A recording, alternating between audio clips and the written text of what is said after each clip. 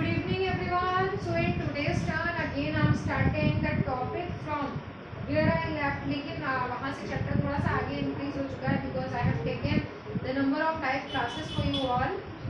तो अब जो हमारा चैप्टर क्लास में चल रहा है वो है चैप्टर नंबर 6. चैप्टर 6 है आपका work, energy and power. Work, energy and power. तो ये चैप्टर आपका 9th क्लास में जो था उसका नेम था work and energy. Here the name is work, energy and power. It means the most important 3 concepts you have to study. एक है आपका वर्क, दूसरा है एनर्जी और तीसरा है पावर. ये आपको स्टडी करना है. तो सबसे पहले स्टार्ट करते हैं वर्क से. वर्क का जो बेसिक कॉन्सेप्ट था कि वर्क क्या होता है, तो जो जैसा कि आपको पता है कि वर्क का सिंपल बेसिक फॉर्मूला है work is the product of force and displacement. लेकिन अगर बॉडी पर जो फोर्स लगा है वो फोर्स इंक्लाइंड है, ऐसे नहीं लगा, इस डायरेक्शन में अगर लगा होता तो डिस्प्लेसमेंट ऑफ फोर्स की डायरेक्शन सेम थी, फॉर्मूला एफएस. लेकिन अगर फोर्स आपका डिस्प्लेसमेंट से थीटा एंगल बनाता हुआ लग रहा है तो this is the direction of displacement and it is force. तो फॉर्मूला आपका बन जाता है एफएस कॉस थी. ओके. इसके अकॉर्डिंग आपके 3 टाइप्स ऑफ वर्क आते हैं. पहला टाइप जिसमें एंगल 0 यानी कि दोनों सेम डायरेक्शन में, जो अभी रिलेशन था, तो वो कहलाता है पॉजिटिव वर्क. यानी कि जिस डायरेक्शन में फोर्स उसी डायरेक्शन में डिस्प्लेसमेंट, जैसा कि free fall, force of gravity भी नीचे और डिस्प्लेसमेंट भी नीचे. दूसरा टाइप का आपका वर्क होता है नेगेटिव, यानी कि दोनों के बीच में 180 एंगल, एक डायरेक्शन में फोर्स, अपोजिट डायरेक्शन में डिस्प्लेसमेंट. ओके. तो फोर्स और डिस्प्लेसमेंट अपोजिट कहाँ मिलते हैं? जैसे बॉल को आपने ऊपर की तरफ थ्रो किया, फोर्स ऑफ ग्रेविटी नीचे, डिस्प्लेसमेंट ऊपर, ये नेगेटिव वर्क कहलाता है. थर्ड एग्जांपल है जीरो वर्क. जीरो वर्क में फोर्स और डिस्प्लेसमेंट के बीच में एंगल बनता है 90 डिग्री. ओके. 90 कैसे बन सकता है? जैसे आपने देखा होगा जितने भी सेंट्रीपिटल फोर्स के केसेस हैं उनमें बॉडी के डिस्प्लेसमेंट की या मोशन की डायरेक्शन ये और सेंट्रीपिटल फोर्स की डायरेक्शन ये. तो इसमें सभी में work done zero, circular path पर जो बॉडी मूव करती है. उसके बाद जो आज वाले कॉन्सेप्ट्स हैं उसमें हम स्टार्ट करेंगे एनर्जी से. एनर्जी वर्क का इतना ही कॉन्सेप्ट है, वर्क पर बेस्ड न्यूमेरिकल्स हैं, वो आपको प्रैक्टिस करनी है. एनर्जी क्या होती है? तो आपको पता है एनर्जी की सबसे बेसिक सबसे कॉमन डेफिनेशन है एनर्जी इज द एबिलिटी और the capacity to do work. Work को करने की एबिलिटी या कैपेसिटी एनर्जी कहलाती है. एनर्जी के टाइप्स आते हैं तो आपको पता है बहुत सारे टाइप्स की एनर्जी है, जैसे chemical energy, heat energy, sound energy, light energy. इसी में एक आता है मैकेनिकल एनर्जी, यानी कि वो एनर्जी जिसकी हेल्प से मैकेनिकल वर्क होता है, वो मैकेनिकल एनर्जी कहलाती है. अब मैकेनिकल एनर्जी के 2 सब टाइप्स होते हैं. एक है काइनेटिक एनर्जी और दूसरा सब टाइप है पोटेंशियल एनर्जी. ओके. तो काइनेटिक एनर्जी यानी कि वो energy, that energy which is due to the motion of the body, या फिर the energy possessed by a body due to its motion, वो काइनेटिक एनर्जी हो. और the energy possessed by a body due to its position यानी कि height या separation from the ground, वो potential energy. तो आपको काइनेटिक एनर्जी का क्या करना है? डेरिवेशन, एक्सप्रेशन क्या होती है काइनेटिक एनर्जी.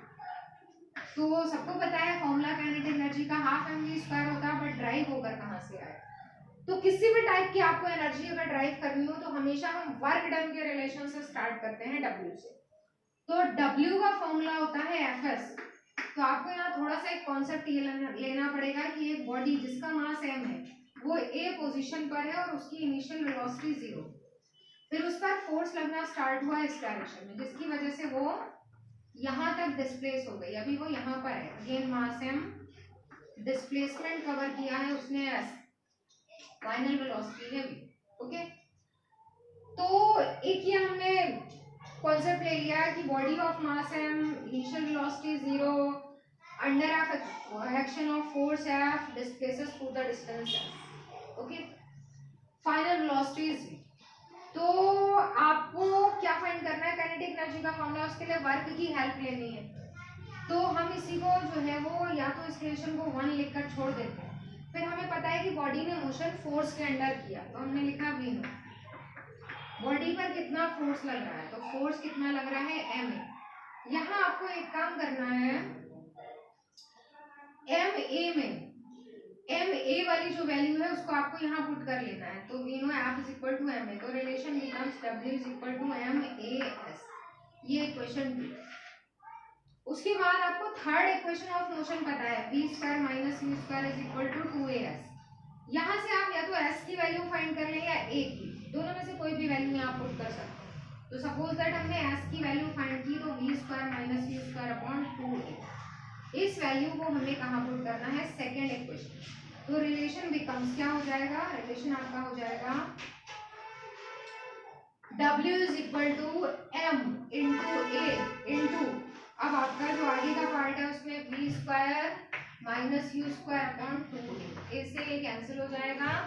अब आपका रिलेशन बचता है हाफ एम ब्रैकेट में v square minus you square, ठीक है।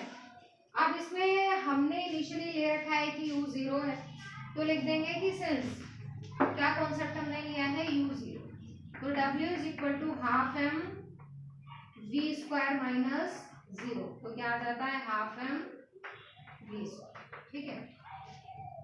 तो ये रिलेशन तो W का आया। अब आपको क्या करना पड़ेगा, K के टर्म्स में लिखना है, तो आप क्या करेंगे, लिख देंगे this work done is stored in the form of kinetic energy of the body. ये जो भी वर्क है किसकी फॉर्म में स्टोर हो गया, बॉडी की काइनेटिक एनर्जी के फॉर्म में स्टोर हो जाता है। तो राइट इट।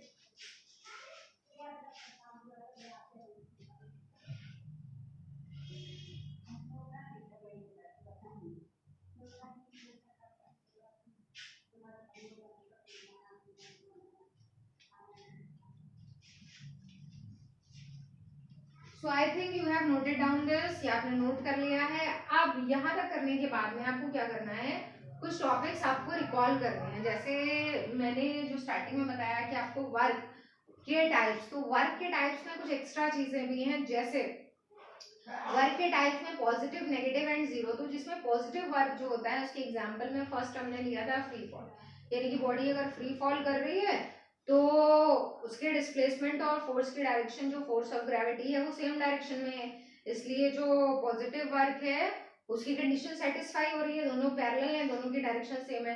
उसके अलावा और, क्योंकि एटलीस्ट 3 एग्जांपल्स आपको पता होने चाहिए। तो पॉजिटिव वर्क एक तो फ्री फॉल में होता है, दूसरा अगर एक रबर बैंड या स्प्रिंग को आप ऐसे स्ट्रेच करते हैं तो एक्सटर्नल फोर्स आप किस डायरेक्शन में लगा रहे हैं रबर बैंड या स्प्रिंग पर, तो फोर्स की डायरेक्शन आउटवर्ड्स है और डिस्प्लेसमेंट की डायरेक्शन भी आउटवर्ड्स है, दोनों की डायरेक्शन सेम है, पैरेलल है। तो इस कंडीशन में वर्क डन, तो हमेशा जब भी हम वर्क को बोलते हैं कि पॉजिटिव है, नेगेटिव है या जीरो है, तो हमेशा हमें ये बताना पड़ता है कि कौन से फोर्स का। तो वर्क डन बाय, जैसे आपने फ्री फॉल में बोला work done by force of gravity is positive. Second में बोलेंगे work done by external force is positive. Third एक और example, pulley, a pulley holding some weight on his head, जब वो चल रहा है पॉजिटिव वर्क किस कौन से फोर्सेस का हो सकता है, तो एक तो फोर्स ऑफ ग्रेविटी है यहाँ पर, दूसरा रिएक्शन फोर्स है। तो फोर्स ऑफ ग्रेविटी नीचे लग रहा है पुली के हेड पर और डिस्प्लेसमेंट पुली किधर करेगा, पॉजिटिव वर्क बनाने के लिए, तो डिस्प्लेसमेंट भी सेम डायरेक्शन में होना चाहिए। तो फोर्स की डायरेक्शन में displacement, it means pulley has to move downstairs. तो अगर पुली डाउन स्टेयर्स जा रहा है तो then work done by force of gravity will be positive.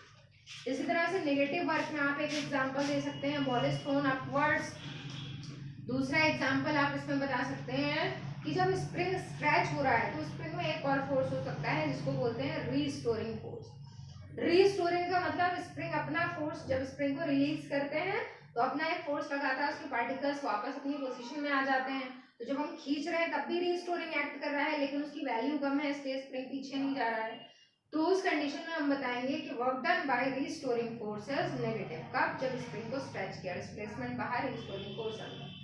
पुली वाले केस में अपोजिट बताना है, तो pulley is moving up stairs, work done by force of gravity is negative. Centripetal force zero work में बताया मैंने, और जीरो कहाँ हो सकता है, पुली जब स्ट्रेट चल रहा है, सामने जा रहा है और उसके सर पे वेट है, तो वेट फोर्स की डायरेक्शन नीचे, डिस्प्लेसमेंट सामने। तो कोई भी चीज, या फिर बोल सकते हैं आप ball rolling on the floor, उसमें भी फोर्स ऑफ ग्रेविटी डाउनवर्ड्स और मोशन उससे 90 का एंगल बना रहा है। तो ये आपको जो है रिवाइज करनी है। तो आज का वर्क यहीं तक है।